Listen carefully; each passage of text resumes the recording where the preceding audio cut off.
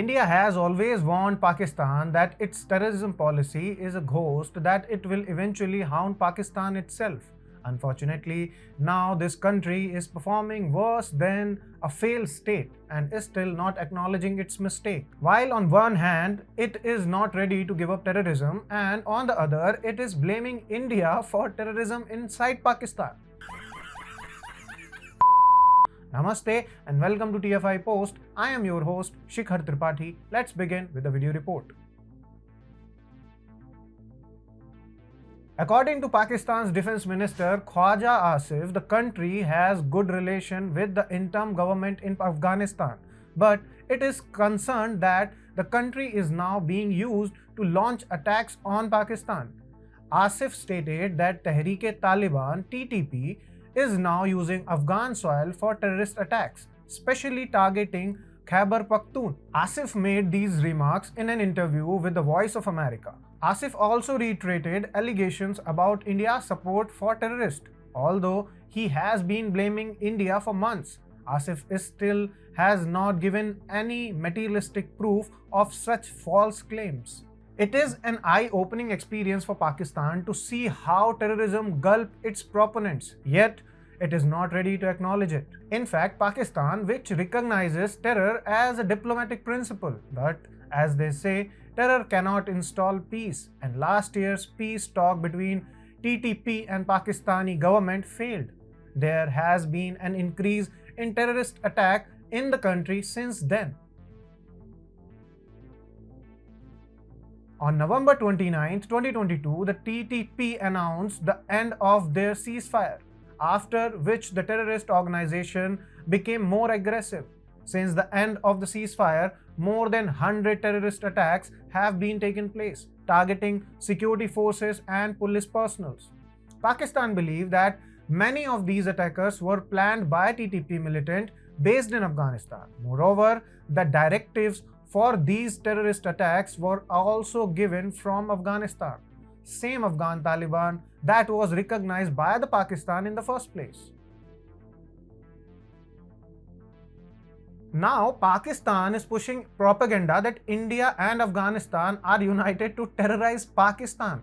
I smell some substance abuse. Cut this portion. It is time for Pakistan to understand that these type of irresponsible and baseless allegations will only earn it humiliation, and that nothing fruitful is going to come out of it. Apart from all that, India has once again targeted Pakistan in the UNSC and unveiled its newest policy of cross-border supply of illicit weapons through drones. Indian envoy to the UN, Ruchira Kamboj, was speaking at the UNSC's open debate on threats to international peace and security. She lambasted Pakistan by saying that certain states with dubious proliferation credentials that collude with terrorists should be held accountable for their misdeeds. Interestingly, the UNSC presidency is currently held by Russia. The platform was utilized by the Indian ambassador to the UN to expose Pakistan's filthy tactics at a time when the country is facing horrible economic conditions. At a time when Islamabad has failed to make daily use commodities available to its people. It is financing the arms and weapons that will illegally exported to India. This is a clear manifestation of the insane attitude of Pakistan. She further stated that the export of weapons in a way that violates international law exacerbates geopolitical tensions, and its consequences cannot be ignored. According to her, the quantum of these threats multiplies when certain states with dubious proliferation credential in a view their masked proliferation network and deceptive procurement practices of sensitive goods and technology collude with terrorists and other non-state actors. On April 1st, the BSF reported an incident where its troop fired at a suspected Pakistani drone along the international border of Jammu and Kashmir, making the second such occurrence since mid-March. In response, Kamboj has urged the international community to condemn such action and hold the responsible state accountable for their wrongdoing. Pakistan has for long tried to augment militancy in Jammu and Kashmir. There had been a volume of cross-border infiltration in the past that has now been reduced to all-time low.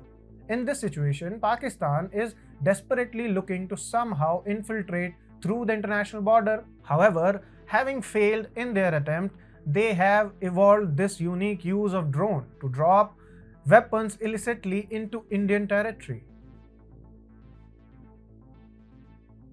There is a long list of these type of incidents, and the way Ruchira Kamboj has put up the issue shows how terrorizing actions have been financed and logistical support has been provided to destabilize the Kashmir Valley. Time and again, she had countered Pakistan for its malicious agenda in the United Nations, as well as for being the most heinous member of the Indian subcontinent. This time, she has acquired the global stage to again unveil the harsh and the terrorizing reality of Pakistan.